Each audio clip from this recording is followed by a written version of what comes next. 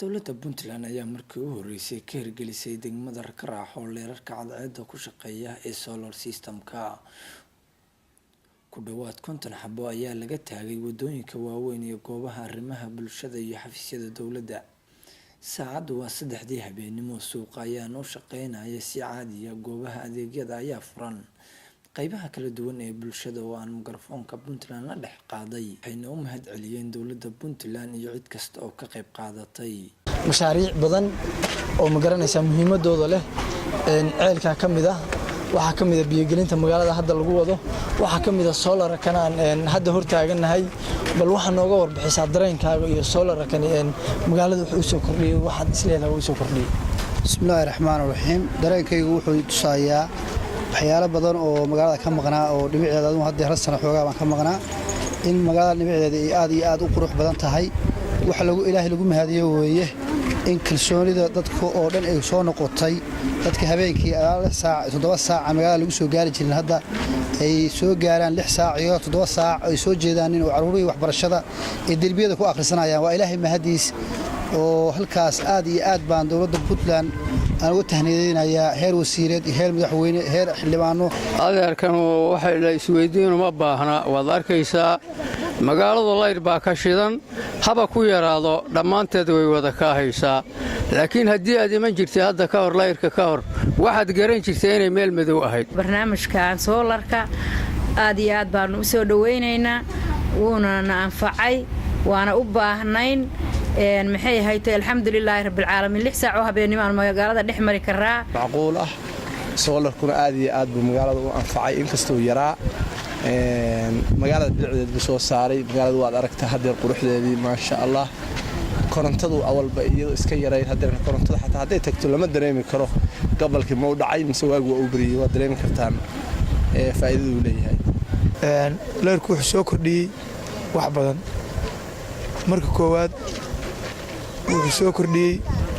ganacsi in magaalada noqoto magaalo ganacsi oo habeenkii shaqeysa ilaa 5 saac ilaa 6 wuxuu soo kordhiyay waxbarashada caruurihii iyo dadkii habeenkii koronto la'aantu haysay oo barobiyo aan akhrisan jirin casharada inay si toos ah u xafidaan يعني 12 habeenkii casharada ay ka shaqeeyaan soo kordhiyay amnigii magaalada guud ahaan wuxuu soo kordhiyay bilicda magaalada inta markaan iraahdo waxaan hadda saacadan la joogo uga mahadcelinaynaa intii ka soo shaqeysay haday tahay dawlad iyo haday tahay hay'ad iyo haday tahay bulshooyinka degmada reerka soorka faa'iidooyin badan baa laga helay laakiin baahiyo badan baa naga maqan Rako waa degmo weyn oo aad u ballaaran mana ay anfacayso 45 wax la mid ah kuma aysan filaa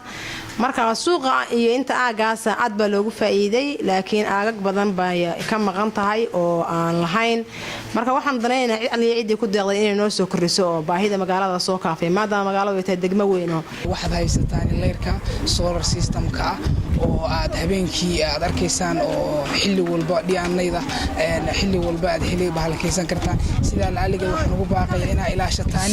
inaad ka ilaashataan inaad xanaanaysataan oo dhibaato u keeni kara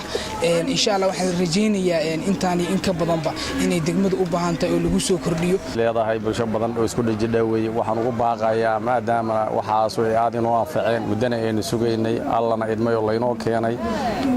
in aad loo dhowro oo la ilaashado oo wixii dhibaya laga ilaashado wixii waxyeelay laga ilaashado oo maaragtay waardiya badan la saaro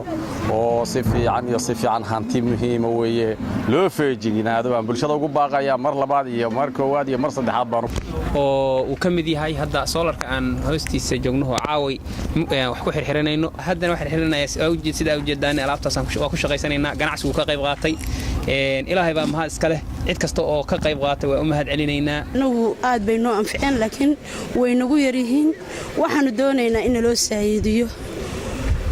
insha Allah geeday waxa weeye anagu sidaas baan danaynaynaa wixii dib u geysanaya iyo wixii maxaan ku dhahay ka hor imaanayana waan la dagaalameynaa waan ka celinaynaa dowladda Puntland oo hogaaminayo Professor Gas ayaa goobaha ka baxsan laamiga gaarsiisay adeegyada arrimaha bulshada iyo kuwa kaabayaasha dhaqaalaha. Leerarkan ayaa ka qayb qaadanaya horumarka ganacsiga, bilicda iyo amniga magaalada. Maxamuud Yuusuf Caamir, warbaahinta dowladda Puntland, bartanka suuqa degmada Rakaraaxo.